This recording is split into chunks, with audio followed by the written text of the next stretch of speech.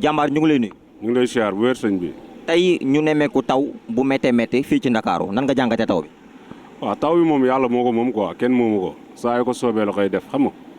tamit taw bi am na lu mu yàq am na moo yaa ma gën a xam yaa gis dëkk bi ni mu mel mais tamit taw moom taw la kenn mënu ci dara ah du affaire état Sénégal nag lu am ñu ne état mais lii du affaire état oui. ndax sóoraale woon nga ne investisseur bu toll nii ñu investir ci ay milliards ñu xëy un bon jour taw yàq ko. non taw bi yàqu ko taw bi gars yi ñooy wax yàq rek taw bi yàqu ko ñii dañ doon liggéey pareeguñu Chinois yi date lañ ñu jox date bi jotagul na gars yi toog dañ ñu jox date lu wóor lañ ñu wax gars yi liggéey nañ ko ba ñu nekk ci digg bi yàlla ji ñëw taw leen il faut mu yàqu ciment boo gazé woon sax day tooy day yàqu xam nga mu la ni affaire mu gars yi ñu ngi koy defar gis nga travaux yaa gisal sa bopp kon gars yi luñ bëgg gars yi dañu bëgg a xëccoog yàlla saa affaire bi yàlla jëla du ay nit du Macky Sall du keneen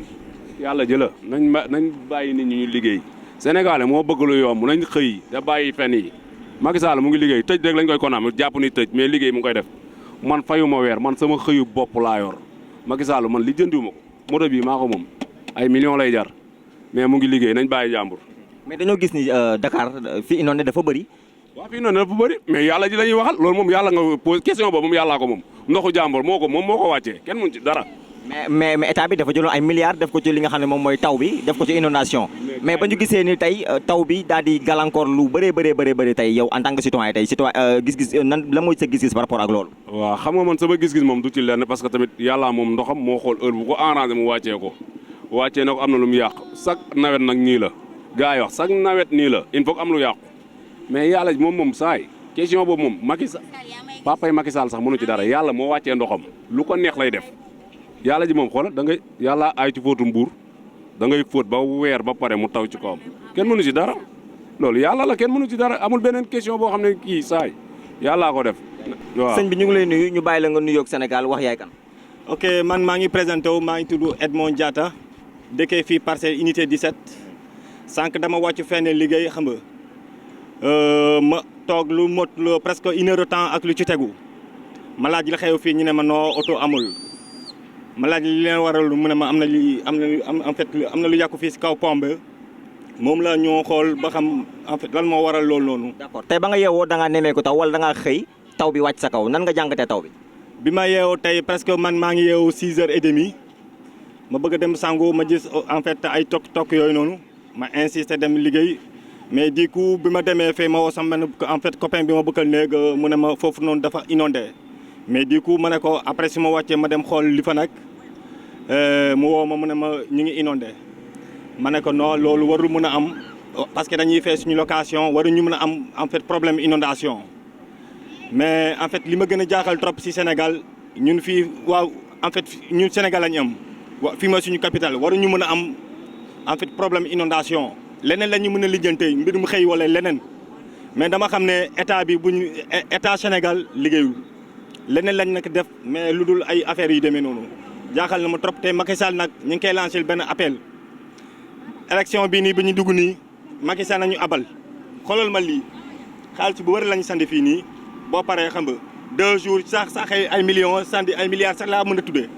xoolal ma lii est-ce que lii. est-ce que du ndogalu yàlla. non ba man saa mënoo mën ne ndogal yàlla la foo xam ne nga sandi sa xaalis loolu instant mënoo mën ne loolu ndogal yàlla. liggéey bi moo doorul sëñ bi lii nii non liggéey bi jaaduwul tey jaaduwul ëllëg Macky Sall na xam ne élection bi dana tëddi 2024 ñi sandi ko feneen. ndax gisoo ni inondation Sénégal defar ko dina xaw a jafe ndax Sénégal dafa bëri ay gox yu fasanti ko. non jafewul sëñ bi non pour loolu jafewul barki yàlla nañ ko teg si accès rek mu jaadu mais boo bëggee andi ay milliards ba pare xam nga milliards ba pare nga teg ci ay millions liggéey bi moo demee ni noonu la kese la da ngay teg say milliards nga teg ci ay accès mais boo bëggee génne say milliards ba pare ngay génne ay millions pour liggéey lii moo waral jafe-jafe yi nag gars yi dañoo sonn xoolal man lépp man casino laa doxee ba fii nii barki yàlla te jaaduwul boo wàccee parce que ñun instant amuñu fay mënoo taaba si journée boo pare jëlee ko si taxi est-ce que di nga mën a dem jaaduwul nag il est temps ñi ne Macky Sall na dem. mais lataa loolu ban message ngay lancé yi nga xam ne ñoom lañ dénk mbir moom. comprendre ma bu baax. ñi nga xam ne ñoom lañ dénk wàllu inondation beeg yooyu ban message nga leen di lancé. non ministre bi kay moom kay instant moom mënu ma wax dara ci moom parce que su ma waxee moom dama koy tooñ quoi mais Macky Sall daal man lépp Macky Sall laa koy tegal nañu bàyyi Ousmane Sonko mu liggéey ñu Sénégal Afrique entière. ñoo fekk la nga toog di mel ni da ngay seetaan li nga xam ne moom mooy pont bi daanu wala tali bi daanu tey taw bi nan nga ko jàngate. waaw damaa toog tey sànq déglu sama rajo ñu ne ma ni pont bi dafa lii dafa daanu si suuf pont émergence bi waaye man ma ñëw mën a xaar ma ñëw gisal sama bopp mais ba ma ñëwee damaa gis ni télé bi moo kii quoi moo dagg nekkul si pont bi quoi télé bi la lu ñu ko doon raccordé tout pour eau pluviale yu ci BRT bi doon defar doon ko doon raccordé pour mu ñëw fii quoi loolu nag moo la taw bi def ba kii ba mu indoon nii ndox bu bëri mu dagg télé bi quoi mais maanaam nekkul pont bi ma dégg gars yi naan pont bi mais pont bi daal dara jotu ko. d'accord mais li nga xam ne moom mooy taw est-ce que Sénégal amul jafe-jafe wu taw ndax dañoo seetlu heure bu taw amee rek Sénégal day dëkk ci ay jafe-jafe ndax jàppoon loolu nattu Sénégal la. waaw du nattu Sénégal mais mbirum suñu borom moom dogal yàlla moom kenn mënu si dara moom taw moom xanaa ñuy wut suñu mbotokaay rek balaa nawet bi di ñëw ñu jéem a def suñu kénti lay kàttan pour mën a barrage kii bi quoi mais inondation bi moom ndox bi moom yàgg na fi mais xanaa ñu ñaan suñu borom rek bu ñëwee daal bu mu def benn tolof daal waaw mbirum taw bi moom yàgg na fi moom. d'accord dafa mel ni sénégalais ñoom du ñu sóoraale nawet te nawet bu ñëwee ak li muy àndal yow ndax nekkoo ci sénégalais yooyu nga xam ne bokkoo ci sénégalais yooyu nga xam ne dañuy sóoraale duñu sóoraale wala duñu bàyyi xel li nga xam ne mooy nawet. waaw man ngay dinaa sóoraale sax parce que man sama kër tamit maa ngi dëkk si banlieue bi mais chaque jour nawet bu jegee dama naan samay doom saa leen demee rek mais xool leen li ngeen di war a jël leen ay saaku suuf ngeen def si buntu kër gi pour maanaam nawet bi bu leen bette quoi xam nga tamit lii lu bëri moom population bi du ko mën mais état bi il faut mu def si loxoom moom mun a solutionner affaire bi ba mu mun a kii quoi mais ñun nag ay débrouillard rek lañ mais dañuy xool li nga xamante ne moo ñu gën a tamit état mënul def yëpp mais population il faut mu jëm see jàppale état bi parce que comme lu jëm si nii maanaam boo xamee ne yow sa buntu kër wala day taa nga prévoir say saaku suuf ñëw teg ko foofu daal après lu si des daal ñu def ko si bàyyi ko si loxo yàlla. d'accord waaw ban message ngay lancer li nga xam ne moom mooy état bi. bon état bi de moom fii mu ne nii moom vraiment mi ngi def kéntu lay kàttam mais waxuñu def na lépp quoi mais maanaam mi ngi siy jéem mais am na lu des moom xam nga kenn mënul motale yëpp daal mais daal mu jéem a def daal kéntu lay kàttam ba nga xam ne moom def na effort am quoi mais pour affaire inondation pour mu régler carrément moom waxuma du régler wu nag mais nag bon dina yàgg daal mais ma na si dem def kéntu lay kàttam ñu xam ne lu muy def daal mi ngi si yoonu defar. moom mooy taw bi ñu nemee ko fii ci Dakar. waaw taw bi moom wax dëgg fa yàlla moom bëggoon nañ taw mais moom dépassé na taw quoi franchement parler taw bi bëri na loolu yàq na am na ay yàqu-yàqu yu bëri wax dëgg fa yàlla yaakaaraw ñu ko woon lii daal mais nag inondation yi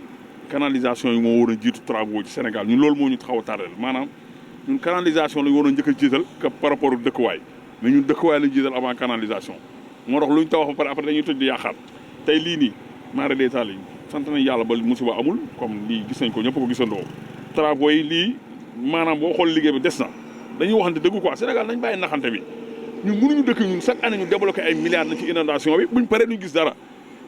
par chiffre la ñuy joxe encaissé xaalis bi wala dañ koy ana li ñuy liggéey gisuñu ko teguñu suñu bët anañu dañ waxante dëgg quoi gis nga réew boo ci nekkee bul nax sa askan ñun dafa ñëw wax ñu dafa bëgg nangam ak nangam ñu jàppale ko ba mu gagné bu débloqué xaalis ku liggéeyul mu jox ko ministre bu mu ko mënta jox liggéeyoo xool day rëq ndigam loolu mooy yoon parce que mënuñu liggéey suñu xaalis ba pare di leen fay teg suñu xaalis ci réew mi ba pare jël ko di ko noncé non dañoo sonn dëkk bi kenn daa mën a jaar ñëpp di dox pour lan yaa ngi nii maa ngi dox nga may introsé keneen ak keneen mi ngi dox lii du yoon nañ liggéey réew mi defar réew mi moo am solo réew caaxaan yoru ko nañ defar daal maanaam jëm kanam Sénégal bokk ci pays yi gën a développé man noonu laa ko gisee daal. waaw ndax jàppoon ni inondation dafa nekk loo xamante ne nii lu problème mu Sénégal la ndax depuis Abdou Diouf Ablaye Wade ba ci Macky Sall bii nii dañuy nemmeeku li nga xam ne moom mooy inondation bi heure bu ñëwee wala boog nawet bi heure bu ñëwee dañuy nemmeeku inondation ndax jàppoon ni jafe-jafe wu Sénégal la. bu baax mooy suñ première jafe-jafe bi ñu njëkk am mooy inondation maanaam xam nga dëkkuwaay mooy lépp chaque président bu fi ñëw débloqué na nangami milliards ñu ngi koy dégg kon ñu naan inondation bi day jeex te du jeex pour lan mooy li ma la wax ñii caaxaan nañ leen wekke teg leen fee teg fi ñuy liggéey loolu am solo man aw ma kenn ku ma ci faral kuy liggéey lañ soxla ku liggéeyul nañ la bàyyi nga dem parce que mënoo fee ñëw du jox la ay milliards nga ñëw débale ko jox ko sa ministère bu mu mënti doon mu ñëw def lu ko neex bu subaa ñu ñëwaat nekkaat ci lii waroon nañ ko dépassé lii dafa ñaaw image bi xoolal dafa partout la Sénégal fépp la da ngay toog sa kër yi ko gis lii dafa ñaaw lii di maba di dem nii travaux yu baaxul la kuñ ci jox nga xool koo koy jox keneen Dakar mais lan la liggéeyal sa réew patriote da nga koy doon maanaam damay liggéey lii man maa ko def pour Sénégal kontaan sama beneen morom ñëw def pour Sénégal kontaan mais man maa tibb nangam denc keneen ñëw sàcc denc pour lan dañoo sonn quoi nañu may jàmm. d'accord ban message ngay lancé état bi. mooy ñu liggéey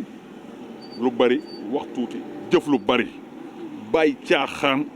askan bi yeewu nañ kenn mënatuñoo nax ñun dofuñu kuy liggéey lañ soxla ku liggéeyul da ngay puus fële liggéey lañ soxlawuñu leneen soxlawuñu ku ñu may xaalis soxlawuñu ku ñu jox ci seet soxlawuñu dara xam luñ soxla li ñu war a am ñoo koy may suñu bopp ñun en personne ñun liñ soxla mooy réew bi na rafet xoolal yi pays Afrique Côte d'Ivoire ñaata guerre ma fa am ñaata yoon la fi am guerre tey defaraat nañ sa dëkk romb Rwanda Paul Kagame xool ko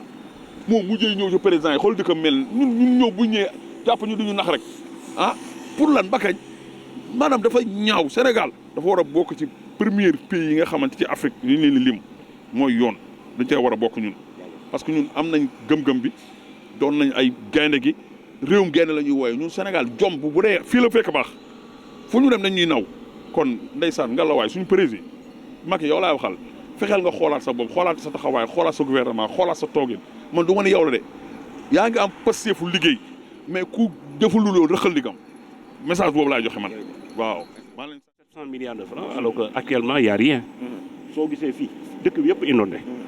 inondation mooy lan ndox fi mu war a jaar amul. alors aujourd'hui on constate des travaux avec BRT je pense bien ay terre et tout ça mais il faut s'interroger sur ce qu'ils sont en train de faire ces travaux là. BRT c'est une entreprise soi-disant chinoise c'est une entreprise française qui était en France qui a fait faillite. Ça, il faut le dire, ils étaient dans la maçonnerie, mais pas dans les grands travaux. Le problème, c'est ça. Depuis 2019, ils ont commencé à faire. 2019 à 2022, ils n'arrivent même pas à faire une route. Ils étaient dans la maçonnerie. Je répète ça. Pas dans les grands travaux. Ils ont fait faillite là-bas. Une entreprise qui a fait faillite, Nyofi, 2019, 20, 21, 22. Nous avons fait faire route. C'est excessivement grave. Il faut mettre fin à ça. Danañ gis bi taw bi ñëwaat fii ak jeudi vendredi et cetera. nañ ñaan yàlla rek. d'accord ndax jàppoon ne jotul ñu dooleel suñu doomi réew suñu entrepreneur réew ñu liggéey. Ces gosses là ce sont des étudiants qui sont sortis même des écoles polytechniques. Il y en a combien en pagaille et qui maîtrisent mieux que ces chinois là. C'est-à-dire wolof da naan xonge maa xonge mooy tubaab bu làq ci ginnaaw bi sax ay français nañ nañu wax dëgg utiliser ay chinois. Ce sont des français. Cette entreprise est en France. Foofu la defee faillite mais ce ne sont pas des chinois. D'accord. kon ñi ñu gis ñu liggéey ñoom duñu ay entreprise chinois mais entreprise française mais dañoo recruter ay chinois def xonke moo xonke da ko ñu koy wax wala fa ajoor xonke mooy xam nga mooy tubaabu làq su ginnaaw bi sax kon tey ban message ngay lancé sénégalais yi et puis du foofu rek jële yeneen yi au niveau même du truc solaire là c'était l'ancien directeur même de France Télécom moom moo gagné marché bi de bokkul la ñeneen ak ñeneen c'est ça qu'il faut arrêter ñii nañ def lenn lu dul lii du liggéey lii c'est la maçonnerie ñoom ils étaient dans la maçonnerie xool li ñuy liggéey CSE liggéey na fi CDE liggéey na fi Eiffage liggéey na fi mais ils n'ont jamais eu ce problème. Jamais. kon ñu ngi lay jaajëfal Pape. Merci. waaw man maa ngi nuyu waa Sénégal man la Awa Diagne maa ngi dëkk Cambérène sonn rek taw tey bi man de 13 ma xool 12 heures laa dugg fi may liggéeyee midi fi mu toll nii maa ngi dox Sacré-Cœur 1 ba fii. ndax tey ba nga yeewoo gis taw bi wala da ngaa liggéey ba wàcc wala boog da nga dem ba fi ngay liggéey doo ko nemee ko taw wala da ngaa xuus ci taw bi liggéey. non dama njëkk yeewu taw bi ci suba gi sewet ma ne xaaral ma profito dem kaas ba jël oto ma jël 29 bi ba wàcc JVC taw bi sóob may xuus foofu noonu benn xale bu góor ni ma wóorul taxawal nii ba mu sewet foofu laa taxaw bi mu sewetee ma doog a dem sama liggéeyukaay. waaye ndax bëgg xaalis jaral na di xuus ci taw beeg wala wàcc di dox ndax loolu jaral na la ko bëgg xaalis. billaay jaraluma ko sax gore rek bañ a talal loxo nag xam nga ñàkk jariñu dafa neex weer dee nga fa yeew dafa neex de faj say soxla. loolu kese ma ci dugal mais man su ma xamoon nii lay méttee wax dëgg yàlla dinaa tëdd nag woo sama patron ni ka taw bi la ñàkk oto parce que dama dem liggéey ba sama liggéeyukaay léegi wàcc jot sama patron ni ma comme que tali bi dafa bari ndox teel leen a wàcc ngeen ñibbi mais boo amul oto amoo choix te man dox moo ma gënal nag taxaw ba xaaju guddi ndax dama bàyyi sant bi. man Cheikh Faye laa tudd. d'accord tey ba ñu yeewoo ñu nemmeeku taw bu metti fii ci Ndakaaru nan nga dundee taw bi. waaw taw bi de metti na lool ndax bu ñu yeewoo bi ñuy xëy noonu la commencé woon di taw léegi suñu borom dogal bi ñu demee ba ay 8 heures yooyu taw bi accéléré encore ci bi ñu génnaatee na ñu nemmeeku ni taw bi bëri na lool ci dëkk bi loolu tamit ci lañ gisee fii ngeen gis ni suñu ginnaaw ci pont de l'émergence bi nii fii dagg te it war nañoo xam ni taw bi non seulement que ni metti na nag ndax nit ñu bëri ñoo ci loru ndax boo xoolee fii nu mu mel tey yoon bi xat na contournement yëpp yooyu métti na lii lu ko waral du lenn maanaam sànc BRT bi sànc bi tam xëy na ni mu tëddee moo tax ndax ñun ñëpp xam nañ ni sànc bi biñ ko tàmbalee yàgg na te par gis nga tax niñ ko daggee ñii dañoo commencé fii ñuy commencé fii mais fii nii boo gisee mu dagg man moom je suis témoin de ça parce que man je suis mën naa wax ni man kii la étude de risque dama koy def fii booy xool fan yi ci ginnaaw rek fii dañ doon dugal câble yi kii tuyaux yi pour ñu jàll beneen côté bi kon diir googu ak léegi defar gi warul mel gu tax ni ñu fii nii maanaam mu war a dëgëraay googu kon duñ jàpp ni maanaam defar gi moo bon parce que fii bu ñu waxantee dëgg yàgg ni taw mais mosuñoo gis mu dagg kon xëy na circonstances yooyu lañ kii mais ñëpp xam nañ travaux yi bu ñu paree woon kon lii mën naa ñàkk certes nag du yoon parce que war nañoo xam ni nawet gi day jub si nawet gi buy jub si taw gi day bëri te oto yi tamit gis nga ni ñu mel nii tamit dañuy dem seen activités yi kon fii buñ ko daggee ba pare buñ ko defarul yenn defar yi bu ndox bare te ndox loolu ci yàlla dépendre war nañoo xam ne fii day dagg. tey nga liggéey woon wàcc di dox situation oblige nga xalaatoon ni tey di nga wàcc di liggéey di dox tey ban impact nga jàpp ni taw bi tey war na mën a indi yeneen impact par rapport ak yéen ci seen xëy ak seen wàcc. waaw loolu moom li may jàpp sama jëm bopp mooy li yàgg di am la ndax taw moom ñun bu nawet xesee jot rek ñëpp dootuñ nekk seen sago yi parce que ñun construction rek lañ xam te à chaque fois bu sànc amee rek nañu xaar lu ne parce que ndox fu mu doon taax yàgg bu taw amaatee dafay dellu siwaat kon loolu bu amaatee boo ñëwee yokk ci sànc aussi kon beneen kii moo ci nekk beneen problème moo ci teguwaat boo xëyee di dem nag sa xëy rek nga xam mais nooy wàccee moom munoo toog di xaar oto parce que tamit foo xam ne dañ koo gas non seulement bu fekkoon taw amul sax déjà yoon bi dafa xat taw bu amee nag waxtuñ ko taw bu amee moom yoon bi day gën a xat kon métti na ci ñun ñëpp mais dañuy xam ne situation fi mu toll la ndax travaux yi ñoo bëri ci dëkk bi taw bi aussi ci yàlla la jógee mais wax dëgg mënoon naa gën a ñoŋ nag mais li waral lii lépp mooy travaux yi moo ko waral te travaux yi itam li ñu jublu mooy ñun ñëpp ñu xëcc. D'accord mais dañoo gis ne sénégalais économiquement dañoo am problème te dañuy gis sénégalais yoo xam te ne bu ñuy liggéey muy taw dañuy forcer dem liggéey taw en plus à la retour bu ñuy wàcc di ñibbisi dañuy am jafe-jafe yu oto ndax liggéey yi muy taw yow ban gis-gis nga am ci loolu ndax loolu jaadu na am déet. waaw liggéey muy taw xam nga taw li jóge ci yàlla daa bokk ci saison yi te liggéey tamit taw teew laa ñàkk a liggéey ndax fu mu toll ni yow buy taw tey bu fekkee ne yow mii ci hôpital ngay liggéey tey buy taw tey taxu laa ñàkk a feebar te boo feebar da ngay faju ji kon médecin bi nekk kër ga buy feebar il est obligé d'aller à l'hôpital naka noonu ñëpp ñoo xam ne ñu liggéey ci hôpital yi naka noonu tamit ñëpp ñoo xam ne ay mécaniciens lañ parce que médecins yi xëy seen oto yi mën nañoo paan ci yoon bi kan moo koy réparer kon taw ci ñun la bokk buy taw mënuñoo ñàkk xëy xanaa kay leen la ñu mën a wax maanaam travaux bu amatee ñu sóoraale que nawet bi day ñëw ñu bàyyi ba nawet bi jeexee ñu tàmbali travaux yi ñu def mën a def le maximum possible su ko defee balaa nawet bi di ñëw travaux yi mën a àgg. non man ndogalu yàlla moom loolu moom ñun ñëpp la nee naa la taw ci dund la bokk taw loo xam ne lii nii maanaam lii ñëw la saison la waaw ndogalu yàlla loolu moom ñun ñëpp xam nañ ko mais daam loo xam ne suñu responsabilité la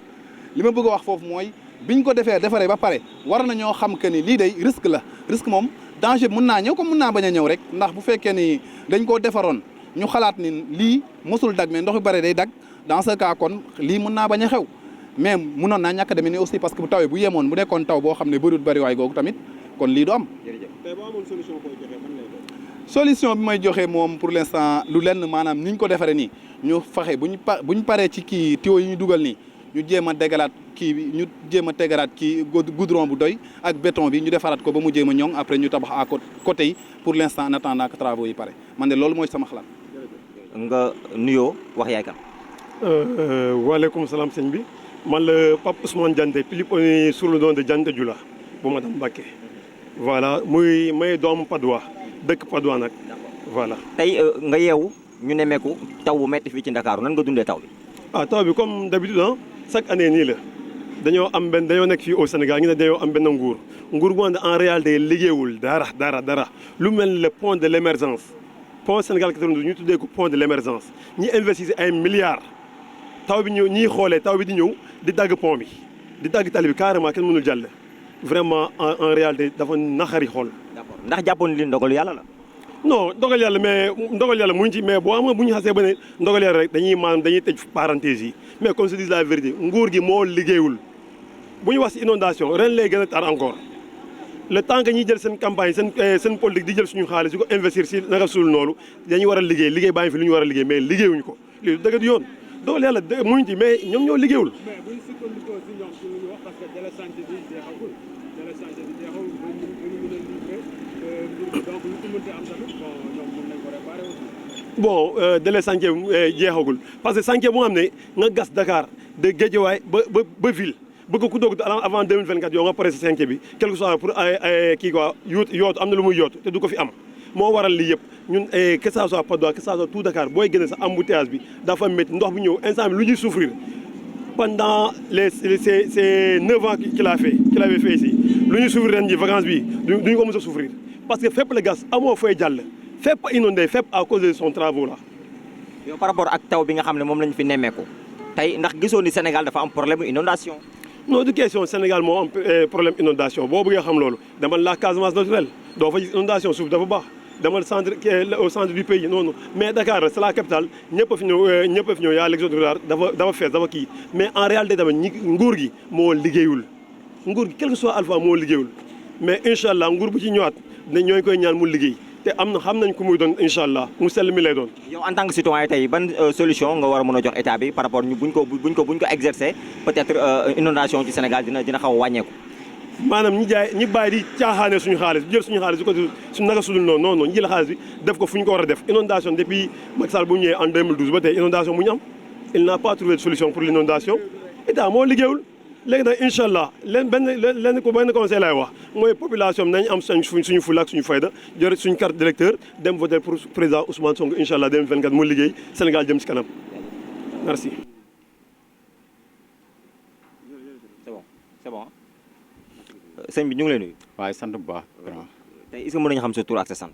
man maa ngi tudd Mamor waaw. ñu nemmeeku fi inondation bu metti tey nan nga jàngatee taw bi. ah lii moom comme chaque jour comme chaque année lii la ñuy dund ensuite tamit ak BRT bi ñëw gën a yokk affaire yi mu gën a mel nii mais heure bi daana fekk gars yi évacuer ndox bi yëpp mu dem mais en ce moment là gis nga depuis suba ba léegi kenn mënul dem kenn mënul dëkk oto yi day dévier ba sonn. à cause de BRT amuñu fu ñu jaar lii xam ne métti na. tey en tant que nekk habitant fii ci Grand Médine tey ban dundin ngeen nar a am fii ci ak inondation bi. dund bu métti rek ak ay yoo ak salte xeeñaay bi yaa ma gën a xam dund bu métti rek waaw comme gars yi nuñ koy dundee rek noonu lañ koy dundee. bilaay mais xam nga lii moom wax dëgg yàlla moom ñoom waroon nañu sax même bu ñu amul ay kii yu ko dindi sax ñu jël ay oto ñu ñëw manque ndox mi mu di jóge fi. que ñu bàyyil ñu ko fii nii comme ça là lii rafetul mais